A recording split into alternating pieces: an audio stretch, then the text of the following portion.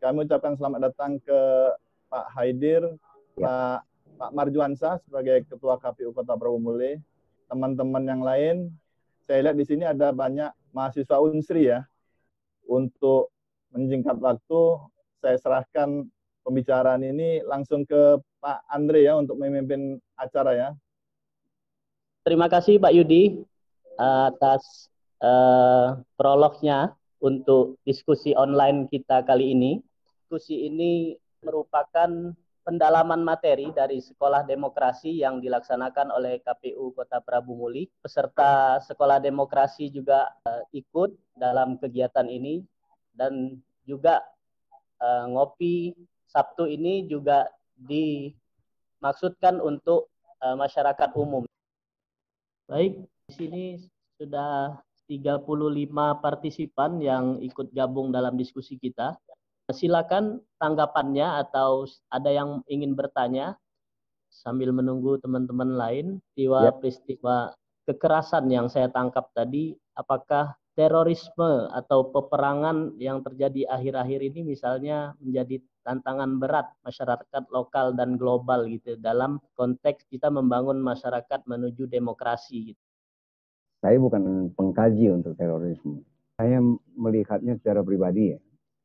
Skala kerusakan yang dilakukan oleh teroris itu tidak sebesar perang, walaupun tetap berbahaya misalnya. Saya melihat itu kalau dalam kehidupan tuh selalu ada kelompok yang punya kelainan. Itu terjadi juga waktu saya di Amerika, ada Oklahoma bombing setelah ada penggerbekan terhadap Waco, sekte keagamaan kayak begitu yang bunuh diri semua segala macam itu ya. Dalam konteks teroris, saya rasa aparat bisa menanggulangi itu. Yang jadi masalah dalam konteks kita demokrasi, kalau gerakan itu massal, jadi bukan terorisme. Namanya satu kelompok yang kemudian menutup diri dari orang luar karena etnik atau karena agama. Itu lebih rawan. Yang saya lihat lebih punya dampak itu adalah perilaku massal kelompok, ya kan, yang menolak biasanya atas nama dua hal, etnik atau agama. Itu bukan cuma di Indonesia, itu gejala di mana-mana. Ya, waktu di Uganda yang saya tadi bilang saya tonton itu, kekesalan mereka terhadap orang luar itu bukan ke Cina, karena di sana penyelenggara ekonomi itu orang-orang India, karena kan dia kan wilayah ex-Inggris ya, itu yang diusir oleh Idi Amin keluar dari Uganda. Dan setelah terusir, ekonomi di Uganda kolaps. Ternyata sendi-sendi perekonomian yang menciptakan pekerjaan, bisnis, industri segala macam tidak ada orangnya. Cuma paling mengambil alih, menjarah harta benda yang ditinggal, tetapi tidak ada lagi kelanjutan usahanya. Saya melihat gerakan-gerakan massal itu yang lebih perlu kita cermati. Itu juga yang mungkin menjadi cobaan kita ya, dalam tanda kutip. Karena isu etnik dan isu agama itu laris ya, laku keras untuk merekrut suara politik. Murah. Cara yang paling murah untuk mendapat dukungan adalah dengan menghembuskan kebencian etnik dengan kebencian agama. Itu orang bisa bunuh-bunuhan gratis. Kalau dengan isu-isu lain enggak, mesti ada modal kuat untuk mendukungnya. Kalau yang itu pesan saya kepada para politikus, kalau mereka memanfaatkan itu agak krusial. Pembenarnya banyak pasti, tetapi kalau semuanya kita tidak punya kesepakatan nasional bahwa kita multi etnik, multi agama, multi segala macam, itu memang bisa menjadi ancaman. Itu yang lebih saya perhatikan daripada teroris, Andre.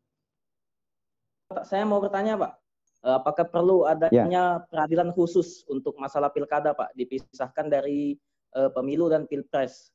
Karena kan mengingat seperti pernah terjadi di Pilkada Kota Waringin di Kalimantan itu kalau nggak salah keputusan MK-nya yang di SK Mendagri-nya yang digugat oleh di PT UN Jakarta saat itu. Sehingga kan putusan MK yang awalnya menolak gugatan salah satu paslon akhirnya di putusan PT UN justru memenangkan salah satu paslon yang lainnya, Pak. Nah, yang kedua masalah nomor urut, Pak.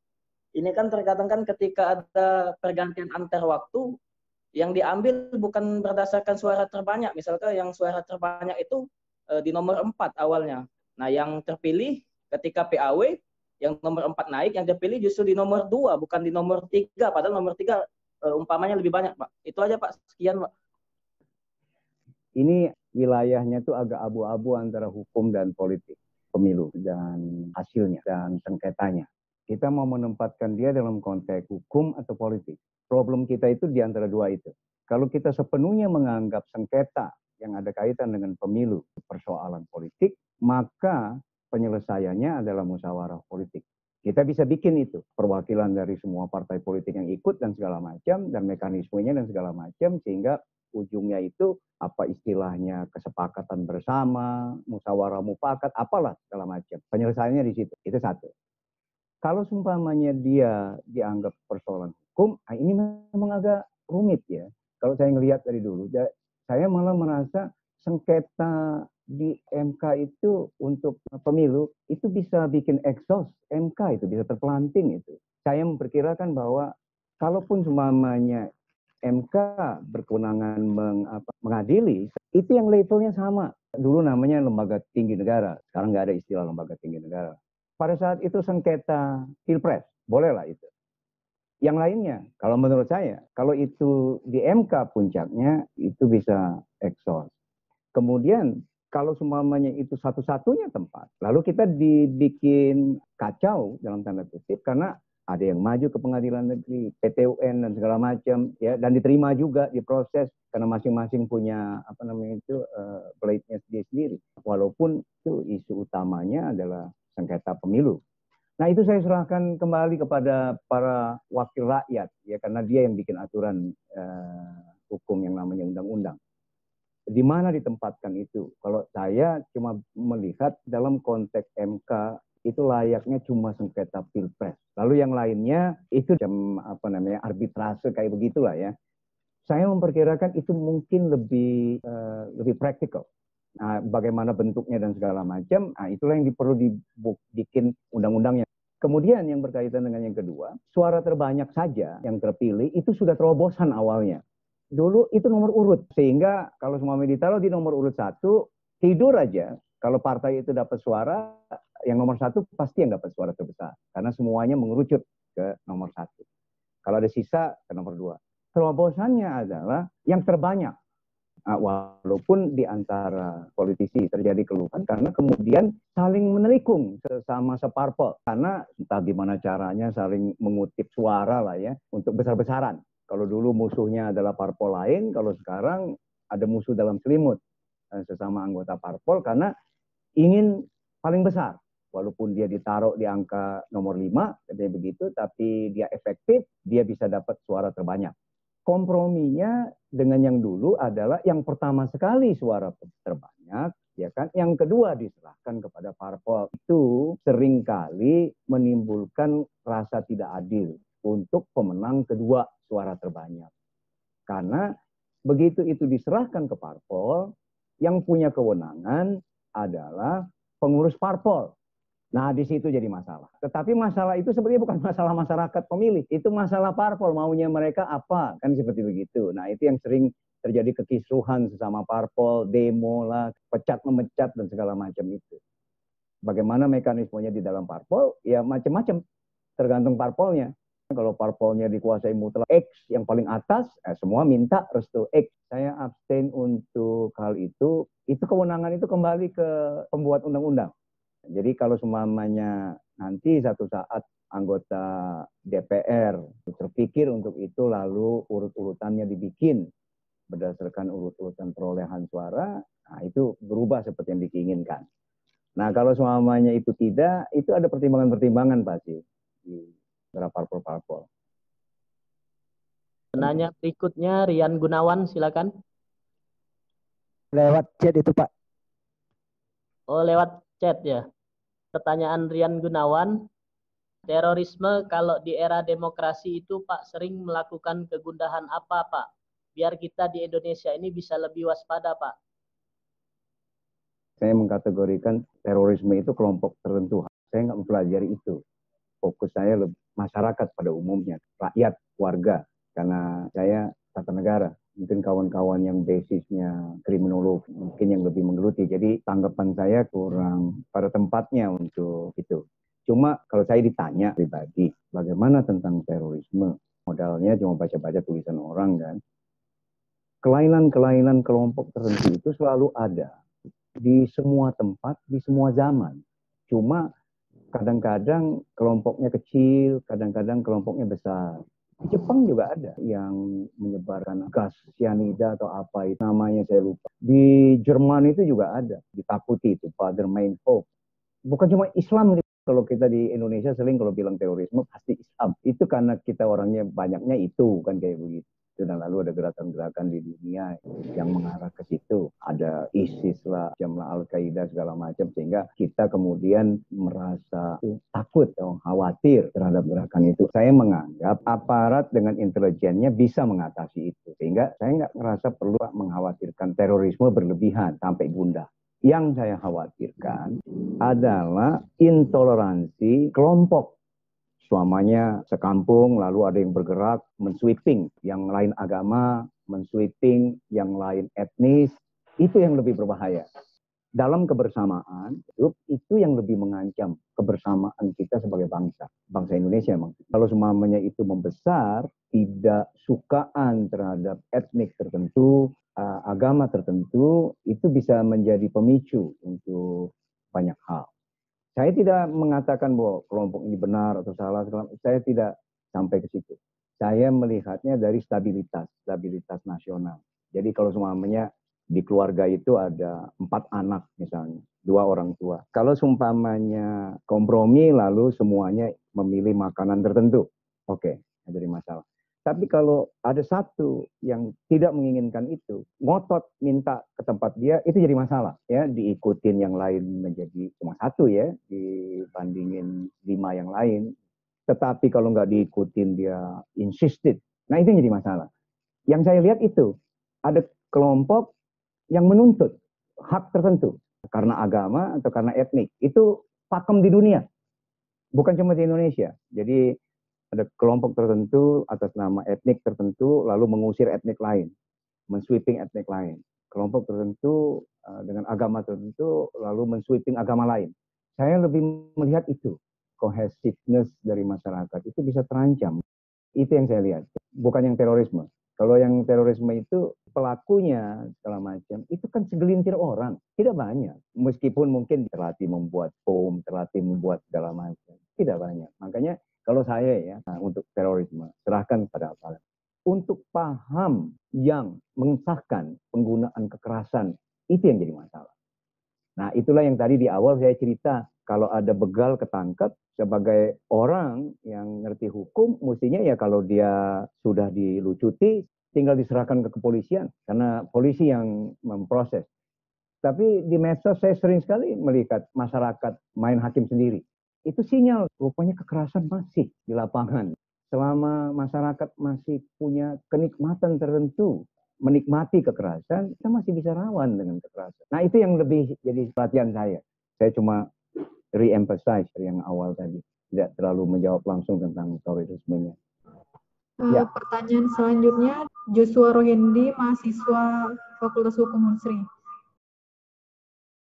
Otoritarianisme terdapat pada 2 era kepemimpinan, yaitu Orde Baru dan Orde Lama. Apakah era reformasi ini telah menandai bahwa telah berakhirnya era otoritarian tadi, Pak? Kalau saya kan lagi mengamati. Tadi saya katakan, kalau secara verbal itu maksudnya di medsos, saya khawatir kekerasan itu berlanjut. Jadi walaupun kita sudah reformasi, ternyata kekerasan itu menular dan menurun. Maksudnya menurun itu anak-anak yang lebih muda kan sekarang. Bukan orang yang ikut kemerdekaan Republik dulu yang dalam penjajahan. Yang saya bersyukur kejadian itu di medsos, tidak tumpah di jalanan. Ada sedikit insiden itu waktu di depan Bawaslu setelah Pilpres. Tapi ya, itu bukan gerakan biasa itu Pak ya. Ada kepentingan-kepentingan, ada orang-orang, ada penggeraknya. Kalau massal kan lain gitu ya. Jadi kembali ke yang ditanyakan tadi, apakah setelah reformasi ini kekerasan itu akan hilang? Saya justru lagi mempertanyakan hal yang sama.